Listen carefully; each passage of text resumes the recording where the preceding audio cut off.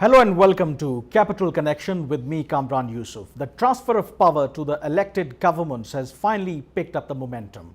Sindh and KPK assemblies have finally elected their chief ministers, and there were no surprises. Sindh goes to, as usually, Pakistan People's Party, while KPK votes for PTI candidate Mahmood Khan for the chief ministership.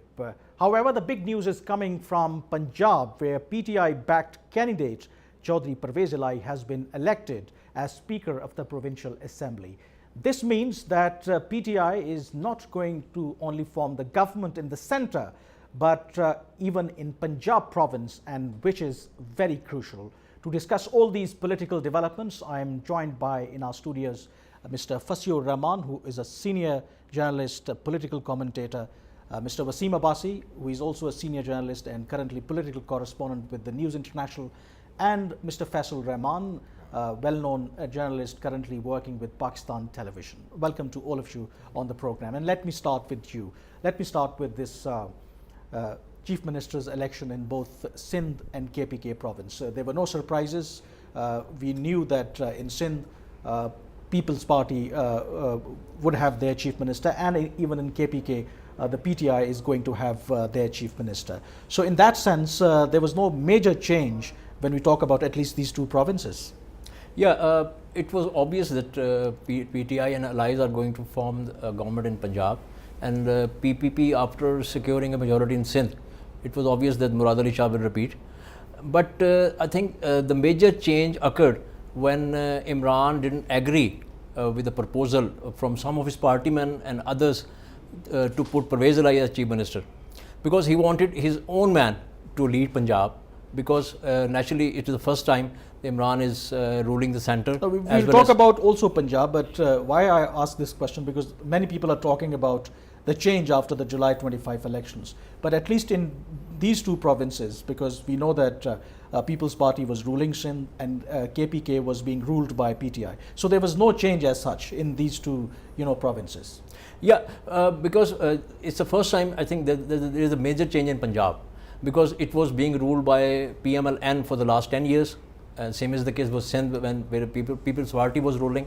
But I think the change in Punjab is, I think, very significant for PTI. And now they realize that they have to put up a strong government in the Punjab province. So to naturally, because Imran is in the centre for the first time, and he wants to make his mark on whole the country, but especially on the Punjab, because he knows, because in the next election also, he needs Punjab, he needs to have a good governance, he needs to have his mark on the Punjab province. So that's why I think they are focusing more, and naturally in the last election he secured a thin majority in Punjab, but because of allies and rest of the forces, it was obvious that he is going to form the government. Okay, before talking about Punjab, Fasim, Sindh, we know that People's Party is ruling that province for last 10 years, but there is also criticism that they haven't done much about it. Do you think that now they will be facing real challenge, because in the centre they will have a party who wants to bring change, and even in Punjab and KPK you will have PTI. So do you think that People's Party will be facing a lot of pressure to do something about it this time around? Absolutely, Kamran, and I think People's Party has been facing this pressure for last 2 years also, and they have changed their way of governance in Sindh for the last 2 years since Murad Ali Shah has become chief minister, because they know that the change is in the air and they have to reform the governance system to actually to cater with the current needs of social media and all things. But I don't think they will have a major challenge, because they have a comfortable majority there in Sindh. The only difference there is that the PTI will be forming a strong opposition in Sindh. Last time it was MQM, and PTI was having very few members. So PTI will be putting pressure on them in the house also in Sindh. And also, as you mentioned, Punjab and KP and also centre will be forming a momentum and building a pressure on them to deliver as the centre. Do you think that People's Party will really change their style of government in Sindh? They'll have to. Just look at the number. That's around 60 in the opposition, correct, sir? Yes. PTI has come in with a big margin. I mean, they're in power now. And when you talk about Sindh, and in particular, you're talking about the opposition from the urban Sindh, Karachi or Hyderabad for that matter, the educated people. So it is going to be a very different ballgame this time in the Sindh Assembly. Plus, interestingly, now Bilawal, since he is directly involved into practical politics, he's been elected for the first time, he's in the parliament, so he is going to keep a check in a very different manner on the government of Sindh also. And he's been very active, I guess. He's taken a lot of initiatives, a lot of interest in so many other matters. Murad Ali Shah, since he's been there for the last 5 years.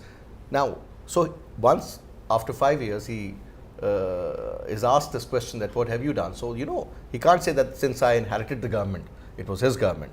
So, next 5 years, I think the pace would be good. And secondly, now, it's a different ball game altogether since 3 different parties have emerged. Usually there used to be 2. And the third, which was new, has actually formed the government, not only in Punjab, most likely they'll form their government in Punjab and in KPK, BAP in Balochistan. So obviously their understanding would be at a different level altogether. And when you talk about the center, so practically you're just left out with one province as an opposition. So there is going to be a lot of focus on Imran Khan. So PTI can't really give any excuse that they don't have, you know, the... So they're in absolute command right now. Absolute Though command. there is a lot of, you know, initially we used to think that, you know, opposition is going to be too strong. Yes, opposition is going to be a lot stronger as compared to the previous years. But look at the division within the ranks of People's Party for PMLN. For example, this they might not vote for Shahbaz Sharif. So there will be a lot of other issues also, because a lot of people, a lot of senior analysts believe that it is just like mixing oil with water. No matter how much effort you put in, you can't mix both. Okay, we will talk about this aspect as well, but first, the KPK, let's talk about the KPK, because it was for the first time. Usually, you know that people in KPK never voted for incumbents, but this time around they did, and they gave 2/3 majority to Pakistan Tehreek-e-Insaf. Do you think that it will be a real challenge now for PTI to really deliver, because now they can't give any excuse that they don't have the government in the center, they have other restraints, but now they have the full authority to perform their functions? I think PTI was very fortunate to have scored this much majority in KP, but I'll still say that they are racing against time in the center as well in Punjab, in KP, because people who have supported them, they have a lot of expectations, and you know, PTI's support base is basically urbanite, middle class, lower middle class, and same is the case with in KP and Punjab and center, and in Karachi also. So the people are a bit, you know, not that, you know, they can't wait for a long time to deliver, for Imran to deliver. I think he'll have to deliver in the short term, in the medium term, in the long term. But the KP's case is very peculiar, because, you know, there was this, you know, established thing that they don't repeat a government. It's a history, you know, a political history. But this time, despite opponents' propaganda, that they have failed on BRT front, that the Peshawar is in shambles for the last 6 or 8 months, and they have not delivered on some mega projects on motorways or Peshawar Express, or that Hazara or Malakand Expressway, or such big ticket projects. But still, they had some structural work done, like some reforms in police, in Patwar, in that land revenue thing, and such thing that people like the changes, especially the arbitration at the police stations, the committees they formed to resolve the cases, and such structural things. I think the people saw that they are going to do something in the long run for the people. And when Imran says that, okay, they didn't have that, you know, they were not successful in implementing their reforms to the fullest, especially in health and education sectors. But they did some structural things that people were satisfied a bit. And the opponents, they didn't have that history, that performance like ANP or MMA governments for the last 15 years.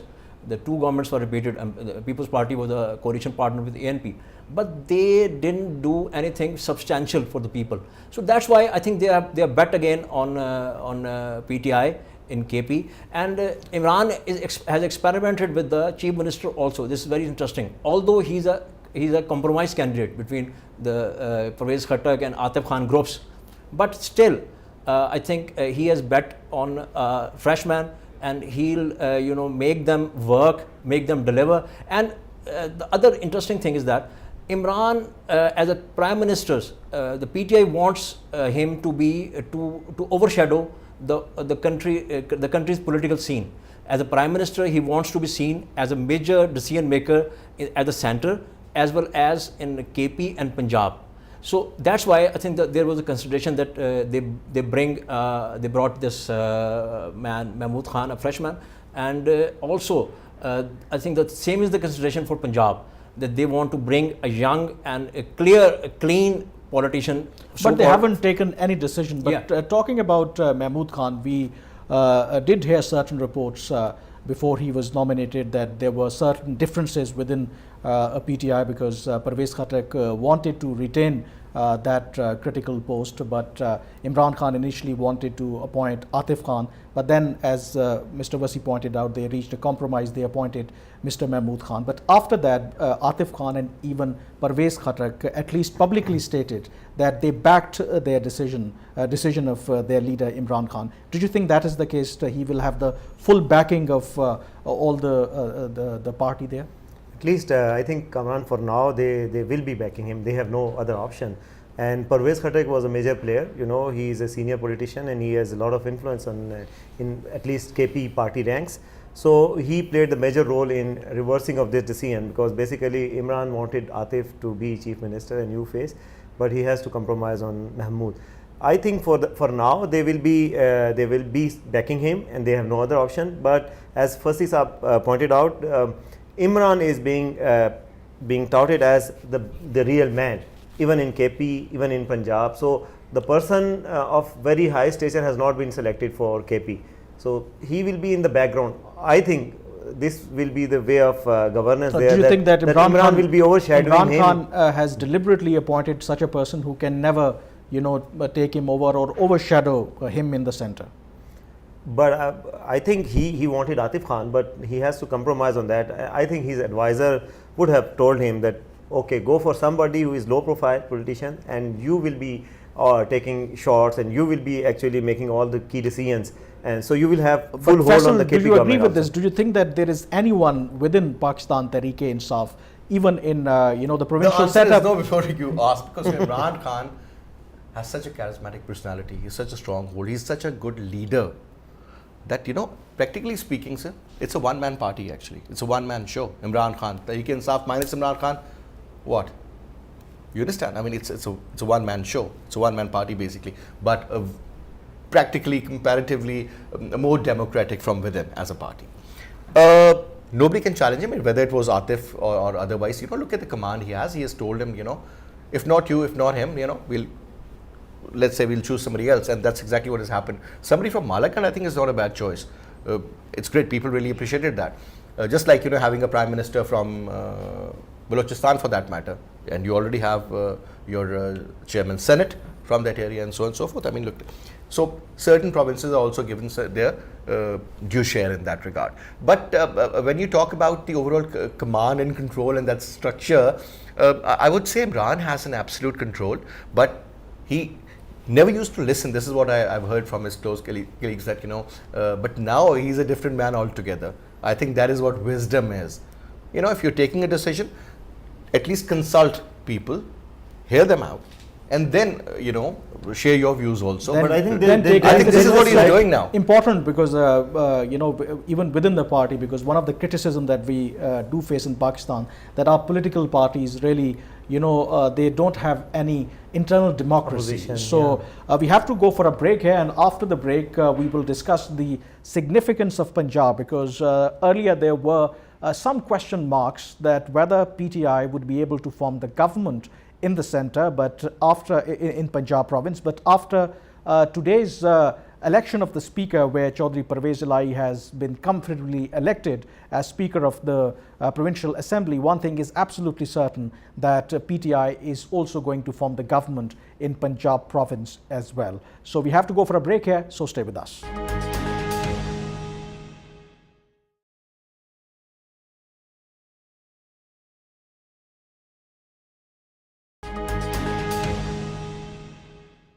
Welcome back. You're watching Capital Connection, and we are discussing the current political situation and, of course, the big news that is coming from Punjab, where PTI-backed candidate Chaudhry Parvez Ilahi has been elected as Speaker of the Provincial Assembly. And Mr. Wasi, that clearly indicates that PTI is now going to form the government in Punjab province. How important do you think politically it is for Pakistan Tehreek-e-Insaf? Because many people were thinking that no matter if you have the government in the center, but if you don't have the government in Punjab province, then you would be facing real problems. But now Imran Khan can safely say that he has the government both in the center and even in Punjab province.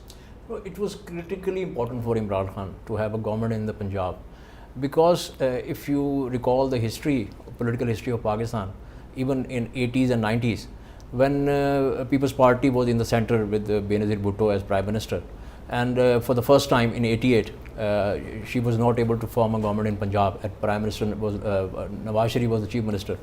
So from there on, she started losing Punjab. You can see in 88 elections, by-elections, in 90s. Even Benazir's seat, she won from Lahore, a constituency from Lahore, and she lost in the by-election. So People's Party started political retreat from 88 onwards, and in 90s they were nowhere to be seen, especially in terms of secured seats. But there was a dispute that elections were rigged. But even then, they were badly routed in the Punjab. And then you see in 93 she came back, but she couldn't form a government with she formed a government with the Chief Minister from the other party, but she couldn't place her own PPP Chief Minister.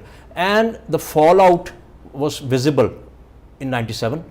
And in 97 they were routed from all over the country, and till now, and now they are gone from the Punjab. I think People's Party has scored 6 seats in the National Assembly and 7 seats in the Provincial Assembly, in a 356 house, of the Punjab Assembly. So this speaks volumes. The People's Party eroded badly when they didn't have Punjab. So Imran had this in mind, that he must have a Punjab government, although he ended up with less seats than PMLN. But when they include allies, and when they include some help from the other quarters also, that inclusive. So I think it was absolutely critical for him to rule Punjab, because without Punjab is half the country, and when you don't rule Punjab, you don't have prospect for the future. And Imran and PTI, when Faisal Saab says that PTI minus Imran is nothing, I think PTI minus Imran is like PMLQ. So, but when you see that you want to have your mark on Punjab, you want to secure a majority in the next elections, or you have your eyes to absolutely So that is why the PTI forming the government is very crucial for Imran Khan. Yeah. So the numbers are very interesting, because there were certain confusion. Both parties were making claims, at least in Punjab, that they have the majority. But at least now we have the full picture that Parvez Ilahi has been given more than around 201 votes to be precise. And they were expecting to get around 180 odd votes. This means that someone from the PMLN also voted for Parvez Ilahi. So this is not a good sign for PMLN. Absolutely. I think PMLN did not, despite these impressions that they are also trying to form the government, they have never made a real serious effort to make a government in Punjab. And they were, the moment we heard that they are neck to neck in Punjab, we knew that if some party has center government, they are going to form the government, and everybody knew the mood. So they did not make a real concerted effort to form the government, and also there were actually rumors that there will be a strong forward bloc. I think PMLN will be happy that they have lost only a dozen MPs in this forward bloc movement. Parvez Ilahi, he has been ruling Punjab also, and he has inroads in the PMLN government, in the PMLN party, because in Punjab he has a lot of connections, and inside and Bradri and the clans, are ruling, so he has some insights in the party. So I think PMLN is a loser even today. Also they have lost some more MPs, but they still have survived with 140 plus votes. I think it's still not bad for But them. it was still, Morally, Mr. I Faisal, mean- it was a secret ballot. Now the question will be when the leader of the house or the chief minister will Who be were elected, those 21 whether 20 odd those characters, 20 odds or 18 people would really come openly and support the PTI candidate. You know, openly or not, maybe they never wanted to vote for that particular person who was contesting for the speaker's slot for PMLN. And they might have voted in favor of the other party. I mean, it was secret balloting. God knows what exactly happened. But you can see the trend. I mean, there are factions within PMLN. And earlier, as my colleague was saying, that PMLQ basically was a part of PMLN. That whole block, Pakistan Muslim League as such. And even that was the whole idea of bringing And Parvez Chaudhry Elahi were as together, Speaker of and the Provincial Assembly. And if you remember that Chattha Saab or Vattu Saab for that matter, I mean, with a little bit of seats, I mean, they had very strong pressure groups also. So maybe there was a certain faction which wasn't willing, then they were not satisfied for some reason, ended up doing this. And secondly, when you talk about the Punjab politics, the dynamics are very different, because when you talk about, like we used to talk about the GD road and all, there's a difference there as well. A lot of urban vote, a lot of rural vote also has gone towards Pakistan Tehreek-e-Insaf. So, you know, as we say in Urdu, Hawa chal padi, there's a trend now. So, you know, people go with the flow, sir.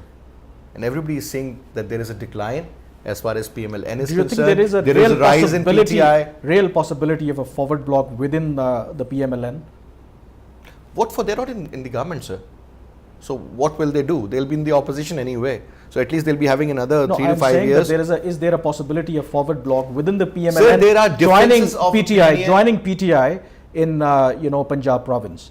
Because if that is the indication today's election, if that is the sir, indication. most likely, everybody was doing their homework well. Everybody was, you know, earlier somebody was saying that Imran ended up getting more seats or more votes from Punjab. You know why? Because every other day, or maybe at least twice in a week or something during the election, he used to be in the southern Punjab. He was focusing there. He knew exactly what was happening. So I'm sure he did his homework well and grabbed a lot from there. You talk about Sindh, that's a separate ball game, urban side. And again, you talk about KPK, full control and command. I think they'll be very secure there. Earlier they were not. They were always bullied by Maulana Saab that I can do that, but I don't want to do that for the sake But of Punjab democracy. is crucial in the sense Punjab because now will be, if you really deliver in the 5 years, this and if you- particular trend, Kamran, which we are witnessing now, tells us one thing, that PMLN is losing ground more and more by passing days. Mia Saab is in jail. God knows what is happening. There is no trust of Shahbaz Sharif as far as Pakistan People's Party is concerned. So they have conflicts with that party also and from within. So, Wasi, do you think that PMLN should be really worried at this point in time, because those 18 odd people who probably voted for Chaudhry Parvez Elahi, there could be a possibility that number may also increase and more people may join the PTI government in Punjab province? I will say yes or no. Yes, because in the short term, they will lose, because a formation of a forward bloc, I think it seems imminent at the moment, because PTI needs a weaker PMLN, and especially Parvez Elahi and group PMLQ. They will also look for a weaker PMLN in the Punjab. But as per election laws, you can form a forward bloc, you can join the government, but you can't vote against your party line. So that is the major hitch. But in the short term, they will be seen losing ground in Punjab. But I think in the longer run, because of the changed political atmosphere in Pakistan, with such a political, the people are very much politically aware. So I think there will be pressure on PTI not to promote such politics in Punjab at the centre also. And I think in the long run, when there is something But the problem settled, is that you can't really discount Chaudhry Parvez Elahi, because he would certainly resort to all those traditional tactics in Punjab, because He's he a has smart man, personal, smart choice. he has personal He's been the issues with the speaker before. PMLN. I think that has got something to do with Parvez Elahi, but we can't paint him in a larger picture or larger than life personality in politics, because Parvez Elahi has some limited scope, and he has this Baradari politics, this clan politics, and especially in Punjab, when there is a wind of change, people tend, especially in rural areas, people tend to support But the ruling party, the coming ruling party. But there is another variable, Kamran, that Nawaz Sharif and Maryam Nawaz, they are in jail. Once they come out, nobody knows what happens in Punjab, because they could gather massive support inside Punjab, in urban Punjab. Also, their last government, they delivered a lot of development projects in Punjab, and they can gather a massissive support. So probably some of the PMLN members in Punjab might be sitting on the fence, waiting for the next few days that what would happen regarding their appeals that are there before the Islamabad High Court. And if suppose Nawaz Sharif is released on bail or his conviction is suspended, then it could be a different ball game. We will continue our discussion, but we have to go for a break here, so stay with us.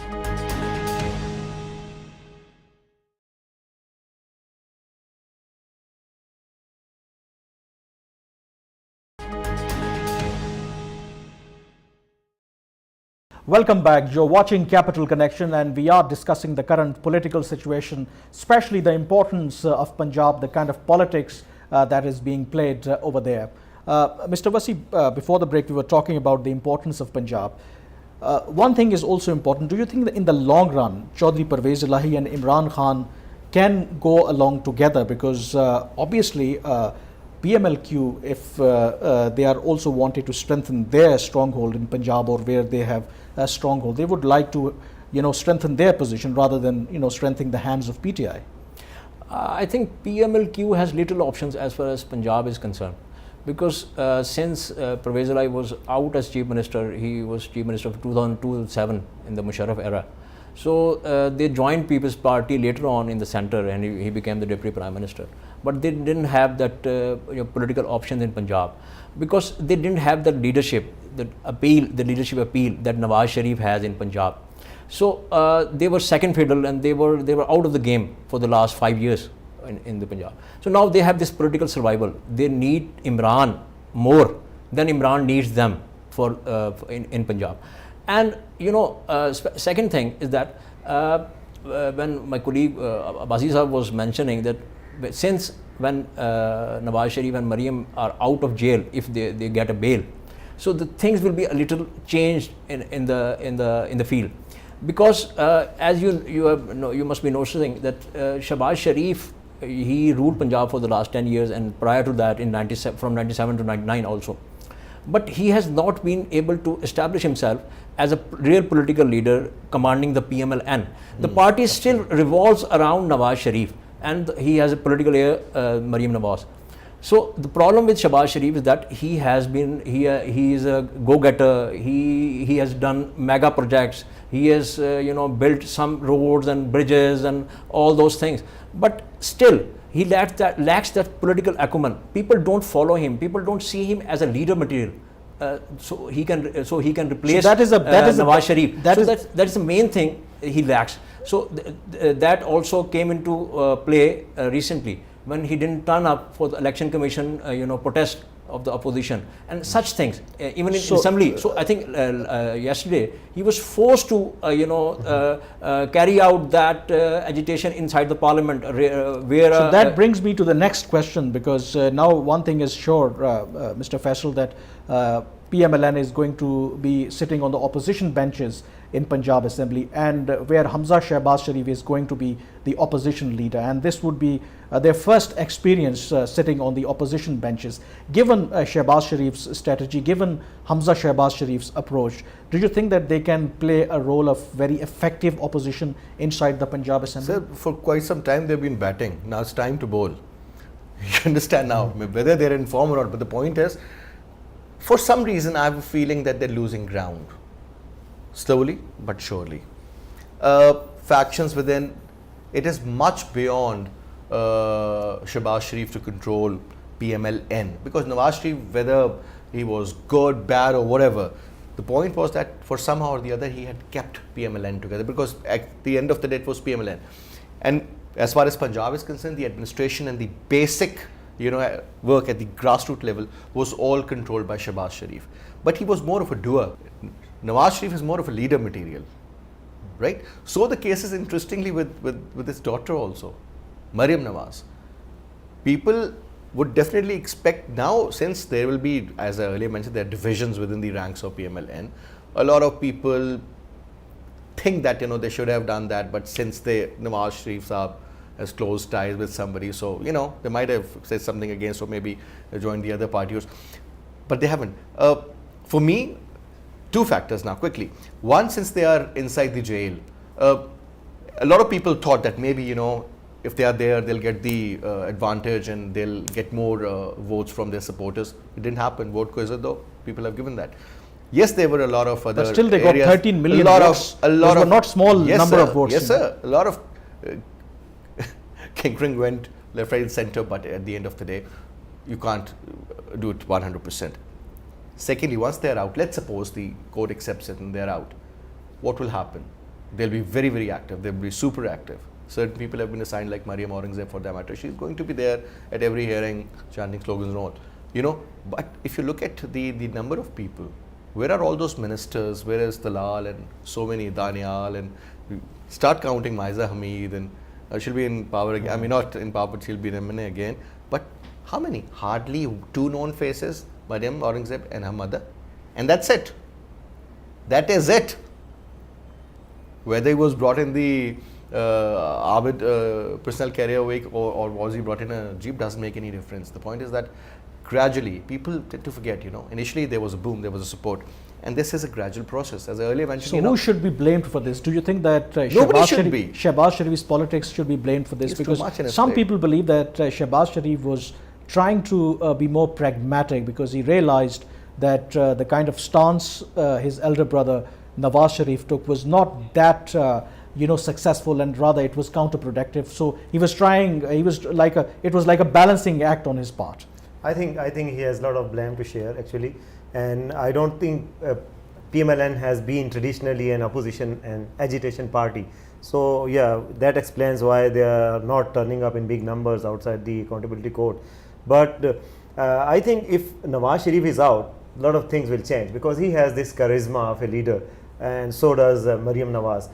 Shehbaz Sharif by default is a very good administrator, No, very but good at the manager, moment they but have he's to not live a with. leader. But at He the has moment to they have make to an live. effort to look like a leader, But at the moment that's they not have to obvious. live You with. understand? I mean, you Okay, can't- but at the you- moment by they have to doing live this, I with mean, you can't- Shehbaz Sharif and Hamza Shehbaz. So some people were saying that it was not a good choice to name Hamza Shehbaz as Absolutely. opposition leader. They could have gone for Khwaja Saad Rafiq. Yeah, likes of that. Yeah, because he is not a hawk, and he has, he has nothing on his credit, like anything politically, any achievement, like even in the development sector. So I am really doubtful of him posing a real threat to the PTI government in Punjab. And being an opposition leader, he is not capable of. There is actually- another aspect to it that some people are also criticizing, that here comes the politics of family or dynastic politics, that can't they have any other choice. In the center they have the father is going to be the opposition leader. In Punjab province, his son is going to be the opposition leader. They can't look beyond That's true. Sharif family. I think this was also discussed when we heard that when last time Shehbaz Sharif went to see Nawaz Sharif Saab and Mariam in jail, and Nawaz Sharif Saab is said to have raised the same question to him, posed the same question to him. So when you become the opposition leader in center and your son becomes the opposition leader in the Punjab, so how will the party react and what will the people say? I think they try to satisfy that, because I think the obvious choice of Shehbaz Sharif as opposition leader would have been Rana Sanaullah, and he got defeated in the Punjab Assembly and he reached the center as MNA. And I think they lacked those choices in the Punjab province. They didn't want to make anyone other than Sharif family, because they wanted to hold it, and that is also part of our power dynamics, dynastic politics also. The people don't want to share power with even with the party men. So this happened in '97 also, when for the first time Nawaz Sharif second time he became the Prime Minister, and they were proposing that Pervez Ilahi to become Punjab Chief Minister. But then their father Mian Sharif intervened, and he got nominated Shehbaz Sharif as Chief Minister of Punjab. And the same thing happened. People said that okay, people will criticize that the elder brother is the Prime Minister and the younger brother is the Chief Minister of Punjab. But then the father dominated, and he the criticism was sidelined. So I think the dynastic politics and the family politics is also part of the subcontinental culture also. You can see in India and But Sri Percy, Lanka. one more thing, technically what I believe, I mean, Hamza Shahbaz was the deputy chief minister of Sindh, using helicopter. I mean, they blame Imran Khan for that. I mean, the amount of fuel he has spent in helicopters, God knows. The point is, and the kind of power he had, look at the protocol he had. Though he was a simple MNA. He was distributing the development funds to MNAs, MPAs. He was looking after the police, the home department. Actually, he was the deputy chief minister for the last 10 years in Punjab. And even he is contesting the election of the Punjab chief minister, which is of course a losing cause. And some people are saying that you know that you are going to lose, but still they are not ready to take the risk even for fielding someone else for the lost cause. But that has some fringe benefits also. And when you see the backdrop of NAB investigating people, the opposition leader in the center, he has got some political leverage. So you can't put a hand on him, and you can nab him with that easily. And same is the case in Punjab when NAB is very active. So with the Hamza as opposition leader, I think they will have some fringe benefits and some securities also attached to it. That is a very important Okay, we have to go for a break here, and after the break we will be discussing the big day on Friday, because that's when the National Assembly of Pakistan will elect Pakistan's new Prime Minister. And we already know that who is going to be Pakistan's new Prime Minister. Of course, it is going to be Imran Khan. But the big question remains whether Pakistan People's Party really vote for Shehbaz Sharif. We will discuss this, but after this short break.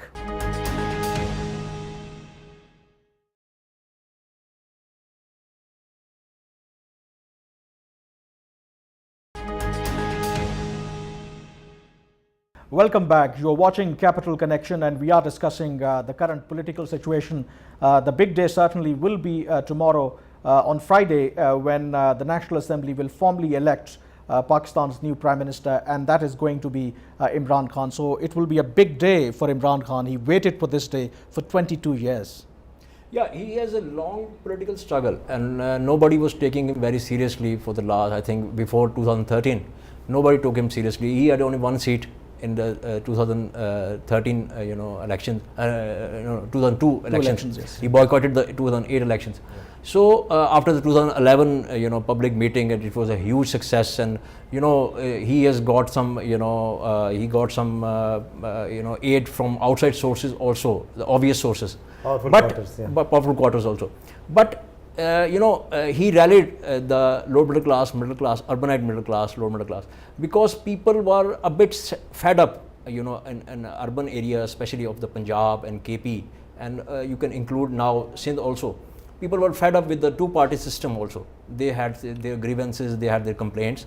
So, especially in the wake of continuity of People's Party and PML and returning in the governments one after the other. So Imran rode that wave, and I can safely say that his mainstay again will be the lower middle class and middle class or urban areas of KP, Sindh, Punjab, and such things. And and other argument in his favor that he was not tested as a prime minister, as a central leader who ruled Punjab, who can rule Pakistan. So I think the fence sitters also joined in. The people made up their mind to test him because Nawaz Sharif and People's Party were tested oftenly. So I think that was the main thing that made him this Imran Khan and the winning material. So now we see him as Prime Minister. People have huge expectations from Imran Khan. The moment I think he will be elected as Prime Minister and he takes oath, then I think people will start asking all those questions. Do you think this will be a real challenge for Imran Khan? Absolutely, because I don't remember any other Prime Minister having this much expectations, riding this popularity wave. And his supporters are impatient also. They are not very loyal supporters of PTI, People's Party or PMLN.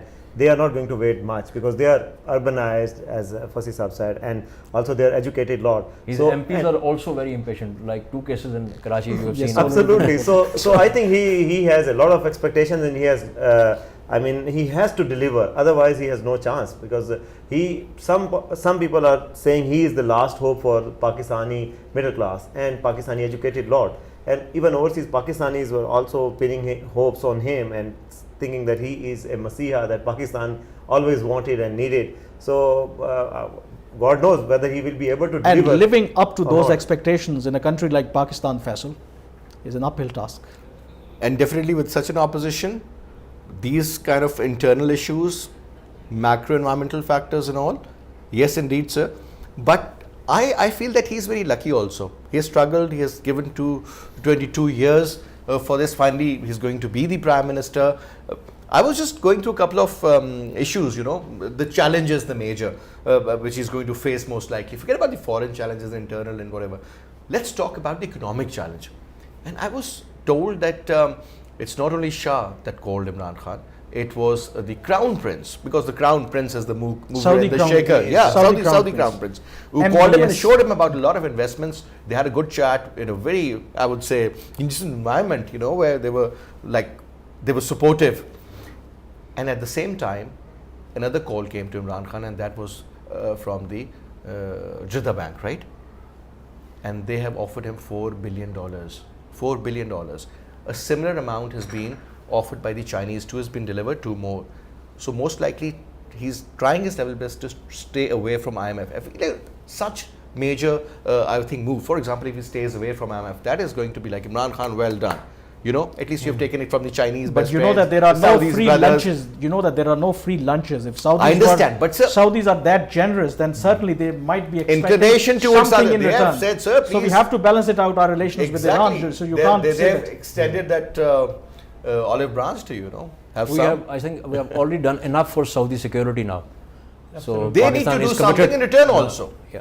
I think there should be a gift, not a grant. So if one thing Nawaz is- Sharif can one get point- $1.5 one thing billion, is that is being God talked knows where about that money he went. could But be- he could be Pakistan's Trump, and recently, you know, There some was a comedy Central show by in- Trevor Noah. Yeah, the who- brown Trump. You know, Yeah. do you think that this is a fair enough, a comment on his part, equating Imran so Khan whatever with Trump? we talk about Trump, that he's isolating America, his NAFTA issue regarding global warming and climate change issue, or Mexican issue, or Canadian issue, or a NATO issue, or South Asia policy, and you keep, I mean, you might always say no to that, or might disagree. But so whatever he is doing for the Americans, honestly speaking, I've lived there and I happen to talk to a lot of my friends there very frequently. And they're saying that there are a lot of jobs, things are getting better, though those bars and restaurants are getting filled again. So for the domestic internal policy, he's doing pretty okay. And you never know that Mr. Trump would be the next Prime Minister for the next term also. But Let's I see. don't know whether Imran will be comfortable with this analogy that he is the Pakistani brown Trump. But but there are a lot of 3 major qualities of a populist leader. He possesses all these qualities. He's a charming leader. He is a centrist, He's and clean. nationalist, and also he There's takes no short-term corruption charges, decisions. so, He yeah. takes short-term decisions. Yeah. So he has all the qualities of a populist leader like Trump. But the Trump is not very popular inside America. I have also lived there, and people are actually ashamed of his leadership. I have met many people, many Democrats, and also on fence sitter. And Also, even there- the one thing is that he recently- didn't change his style after being Even elected. after- He remained yeah. blunt. He remained very vocal. He remained Donald Trump. And on the other hand, Imran Khan seems to be a changed man, even since his party has been elected. He looks like a different man. He looks more, more Chairman, calm and PTI to composed. PM Do you think Pakistan. that this is the Yeah. enormity of the challenges that he is going to face? That he has already, realized that the business as usual won't work. I think he's become more casual with the passage of time. And when you see him without a waistcoat coming to the parliament for a photo shoot, so I think He forgot the ID card as well. on the challenges front, I think in the Pakistani context, I think the main challenge, as Faisal had mentioned, that the main challenge is on the economic front. But I think economic front and the security and foreign affairs front, I think the main thing will be that how much space the military establishment is going to give him, because in Pakistani context, they have a major stake or major say in the foreign policy and security issues. I think Imran And will all be these issues are interlinked. in the short term. I think Imran will be fortunate enough that they are willing to give him such space on security and foreign affairs fronts, and if he delivers on the economic front, I think he will have his say. His horizon will broaden and his power base will broaden if he delivers on the economic front, especially in the next 4 to 6 months. Okay, so let's talk about, before we wrap up our program, another important element, Wasim, that we know that after the elections there was a huge, grand democratic alliance, and we thought that this opposition could be very formidable. But it appears that this so-called grand opposition alliance is already on the verge of collapse, because People's Party has already indicated that they are not going to vote for Shehbaz Sharif. Even Muttahida Majlis-e-Amal has also indicated that they are not going to vote for Shehbaz Sharif. Yes, we thought it is a very formidable opposition. So PTI is very everybody lucky in that sense, Absolutely, but PTI has always been lucky since last 2 years, because of they have been able to gather support from powerful quarters in Pakistan, some people would say. So I think behind this opposition split also there is major cases, FIA cases against People's Party's leadership. So I think he will be getting this cushion for at least for next few months, that opposition will not be united and they will not be able to pose a major challenge, and country's military establishment will be backing him fully. So we have one last minute. So it appears that PMLN in the short run will be isolated then if PPP did stick to its position. This issue regarding support for the place of the Prime Minister is a very different question as compared to have genuine opposition sitting in the opposition benches and challenging something. We saw during the Speaker's election. That is different. PMLN members protested. PPP didn't join. And they were very calm. They were sitting there. Zarisab later on walked out. But the point is that when you're talking about, that is a different issue. But this, for PMLN, it's a do or die situation. They have to just raise their voice. They have to make sure that the system shouldn't work in the assembly. Honestly speaking, you will be seeing this in the coming days. You will be seeing a lot of people, I think you are expecting too much from Shehbaz Sharif. We already talked about his approach, because he is going to lead them. Sir, so if he is not clear, even yesterday he was reluctant to join the protest of his own party. He was and two major questions, sir, because I think I've got 30 more seconds. Why now? They got the support from the PMLN for the slot of the speaker. So he ended up getting 146 votes, Khurshid Shah Sahab, and later on they have refused. Why? What is about the timing? Who is controlling Zardari? Shehbaz Sharif even talked about that. They should respect that decision of the grand opposition. Why didn't they utter a word earlier? Why at the last moment? So, and secondly, sir. Okay, we are running out of time. Why do you think that People's Party is really, ditching PMLN at this moment? Because Shehbaz Sharif also said that this is not fair, because when all political parties collectively decided, and they have already, their PMLN voted for Khurshid Shah, and now PPP is saying that they are not going to vote for Shehbaz Sharif. You remember that Zardari Sahab, after relinquished charge as president of the country in 2013, when he went away to states, he said one thing in front of Nawaz Sharif, that we will not do politics for the next 5 years. I think the two major things are in front of him. One, he wants to have a smooth sailing in Sindh province for PPP.